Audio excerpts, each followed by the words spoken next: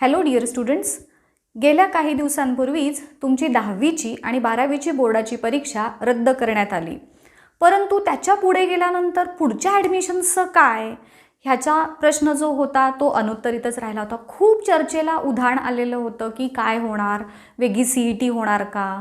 त्यानंतर काही न्यूज अशा आल्या की ज्या कन्फर्म आहेतच की तुम्हाला जे 10वीचे मार्क्स आहेत ते तुमच्या इंटरनल असेसमेंट याच्या थ्रू देण्यात येणार. इंटरनल असेसमेंट म्हणजे काय हे तुम्हाला आत्तापर्यंत कळालं असेलच.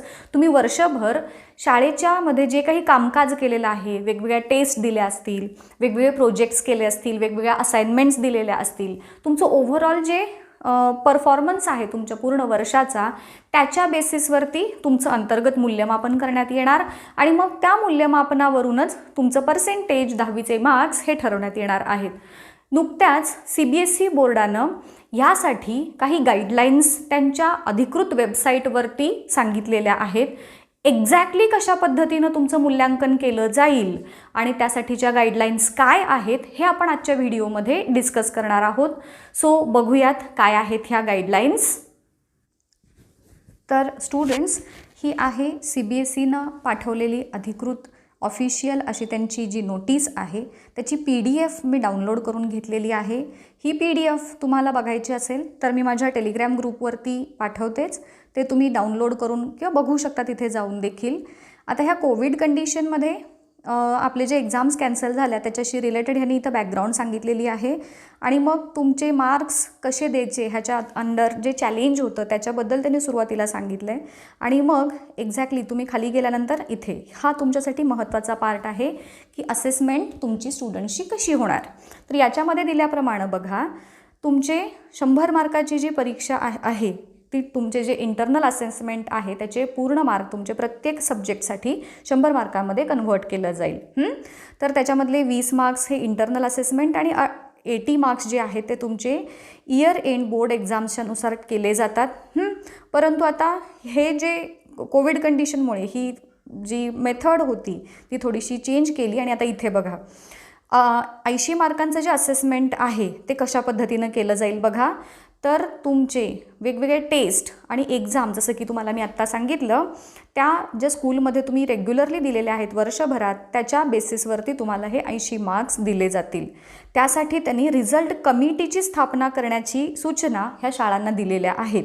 आता ह्या कमिटीमध्ये कोण कोण असणार आहे बघा, तर प्रिन्सिपल असतील आणि 7 टीचर्स असणार आहेत की जे मिळून तुमचा रिझल्ट हा ठरवणार आहेत, की जेणेकरून कुठल्याही प्रकारची पार्शियलिटी किंवा कुणालाही फेवर दिला जाऊ नये स्कूलमार्फत, यासाठी ही कमिटी स्थापन करण्यात आलेली आहे.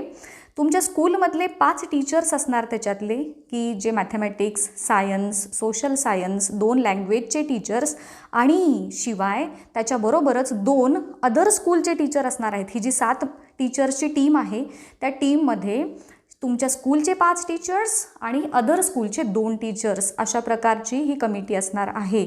आणि मग त्याच्या अनुषंगाने तुमचे मार्क्स जे आहेत ते फायनल केले जातील ह्या टीम मेंबर्स थ्रू.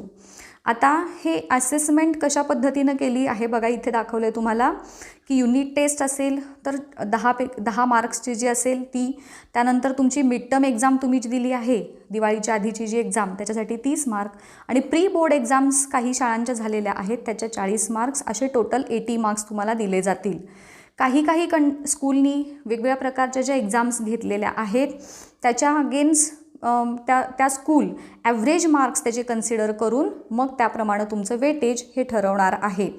आता बघा स्टुडंट्स, काही स्कूल्सनी अजूनही इंटरनल असेसमेंट केलेली नाही आहे किंवा काही जणांचं राहिलेलं आहे, तर त्यांनी लवकरात लवकर ही प्रोसेस कंप्लीट करण्याची सूचना बोर्डाने त्यांना दिलेली आहे आणि मग त्या अकॉर्डिंगली तुमचे मार्क्स जे आहेत ते फायनल केले जातील. आता इथे बघा स्टँडर्डायझेशन ते कशा पद्धतीने करणार बघा इथे की ओव्हरऑल ॲव्हरेज स्टुडंट्स जे आहेत ते त्यांची पूर्ण स्कोअर किंवा कशा पद्धतीने त्यांचे मार्क कॅल्क्युलेशन केले जातील इथे त्याची पूर्ण माहिती दिलेली आहे. ही जी PDF आहे म्हणजे थोडक्यात तुम्हाला ही PDF दाखवण्यामागचं 17 पानाची PDF आहे. ही थोडी मी पूर्ण काही वाचून दाखवू शकत नाही, वेळ आपल्याकडे कमी आहे, पण येस ही PDF मी माझ्या टेलिग्राम ग्रुपवरती अपलोड करत आहे. तुम्ही ती रेफर करा, तुमच्याजवळ डाउनलोड करून ठेवा आणि ते अकॉर्डिंगली तुम्ही तुमचे मार्क्स कसे मिळतील हे तुम्हाला कळत जाईल. ओके, सो ही झाली इन्फॉर्मेशन. आता तुमचा गोंधळ हा पूर्णपणे गेलेला असावा.